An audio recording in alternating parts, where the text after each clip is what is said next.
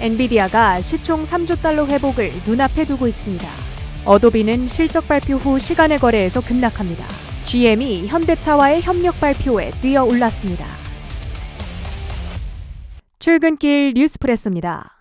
물가지표 발표 이후 장 초반 보합권에서 혼조세를 보이던 뉴욕 증시, 후반 들어 반도체 등 일부 기술주가 강세를 보이며 막판까지 상승폭을 조금씩 키워나갔습니다. 다우는 4만 1000포인트 선을 뚫어냈는가 하면 S&P 500 지수는 최고가 경신과의 격차를 1%로 축소합니다. 반도체주들의 표정은 엇갈렸습니다. 엔비디아는 전일 8%대 급등에 이어 1.9% 추가 상승했는데요. TSMC가 생산시설을 엄격하게 확장할 거라 언급해 향후 수요와 공급 간 타이트함이 지속될 거란 기대를 자극했습니다. 브로드컴은 4% 가까이 급등했습니다. CEO가 내년에도 강력한 성장을 이어갈 거라 주장한 영향이었습니다. 반면 마이크론은 3.8% 하락으로 비교적 크게 빠졌는데요. BNP 파리바가 HBM의 공급 과잉으로 인해 D램 가격이 예상보다 빠르게 조정을 보일 거라며 D램 시장의 침체 가능성을 언급했고 목표가와 투자 의견을 하향 조정한 영향이었습니다. 이에 경기와 밀접한 관련이 있는 아날로그 반도체 업체들이죠. 텍사스 인스트루먼츠, NXP 세미컨덕터 등도 동반 하락했습니다. GM이 현대차와의 협력을 위한 MOU 계약을 체결했습니다. 양사는 승용차와 상용차를 공동 개발 및 생산할 뿐만 아니라 수소를 포함한 친환경 에너지 개발에 협력하고 여기에 필요한 원재료를 공동으로 소싱할 것으로 보이는데요. 이를 통해 생산 비용의 절감, 효율성 증대 등의 효과를 누릴 것으로 기대됩니다. GM의 주가는 3.3% 뛰어 올랐습니다. 어도비가 실적 발표 후 시간의 거래에서 급락합니다. 지난 분기 매출과 순이익이 모두 기대치를 웃돌았지만 4분기 매출 가이던스가 월가 기대치에 미치지 못한 영향인데요.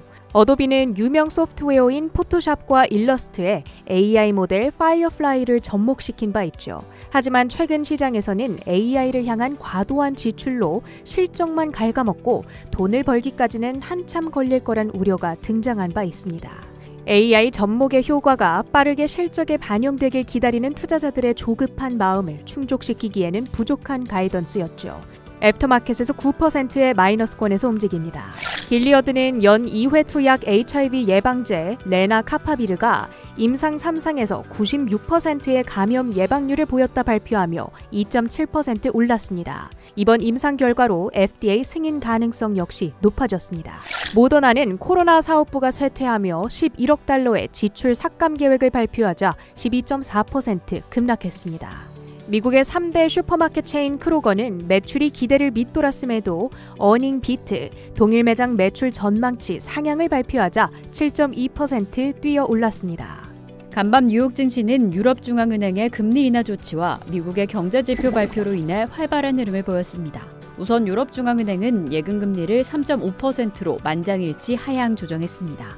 이는 인플레이션 목표치인 2%에 가까워지고 있다라는 자신감을 보인 겁니다. 이러한 조치는 연준도 유럽중앙은행과 유사한 조치를 취할 수 있다라는 기대감을 불러일으켰습니다. PPI는 5개월 연속 둔화세를 보이며 3년 6개월 만에 최저 수준에 도달했습니다. 전월 대비 상승률도 0%에서 0.2%로 이 최근 인플레이션 진정 추세를 잘 반영하고 있습니다. 실업보험 청구 건수는 23만 명으로 증가세에 돌아섰으며 연속 청구 건수 역시나 전주 대비 5천 명 증가했습니다. 사실 약간의 우려감을 불러일으켰는데 이 지표는 그래도 급격한 경기 침체의 우려는 크지 않다라고 설명을 하면서 전반적인 고용시장 점진적인 둔화를 시사한다라고 전했습니다.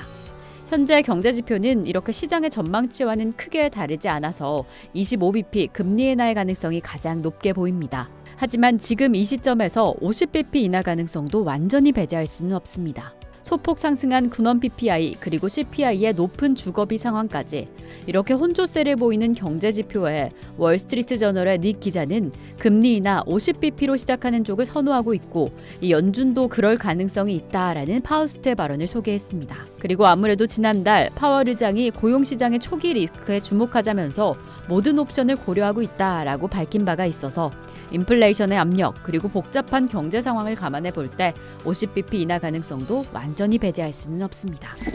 AI 관련 기업들의 CEO가 백악관에 모였습니다. 오픈 AI, 엔비디아, 그리고 미국의 전력 및 유틸리티 회사들의 리더들이 미국의 인공지능 에너지 인프라에 대해 논의했다고 전했습니다. 미국 정부 차원에서의 지원책, 민간 공공기관에서 데이터 센터를 어떻게 활성화하고 더 효율성 있는 구조를 만들 수 있는지에 대해서 논의한 건데요. 이에 AI가 정말 모든 분야에 들어갈 수 있다며 정부 단에서도 국가 산업과 미래 경제에 아주 중요하다며 AI에 대한 강한 자신감을 내비친 셈입니다. 또한 젠슨 황은 지금 새로운 산업혁명의 시작점에서 정부의 에너지 지원이 더 필요하다라고 이야기를 더했고 회의 이후 백악관 앞에서 블랙웰 칩의 대량 생산 그 시작 단계에 있다며 다시 한번 언급했습니다. 그리고 오픈 AI는 새로운 AI 모델 오픈 O1을 출시했는데요. 새로운 모델은 물리학, 화학, 생물학 등 어려운 기준의 테스트에서 박사과정 그 이상의 성능으로 더 성능을 높였고 안전규칙을 더 잘 따르도록 설계했다고 전했습니다.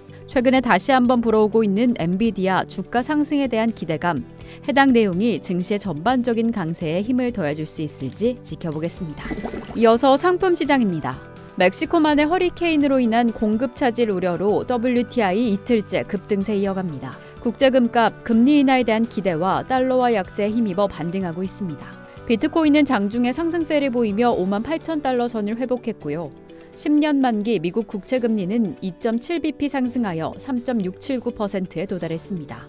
이상으로 뉴스프레소 전해드렸습니다. 이번 한가위 더 즐거운 한가위 되시길 바라면서 행복한 시간 가득 보내시고 건강과 행운이 가득하길 기원합니다.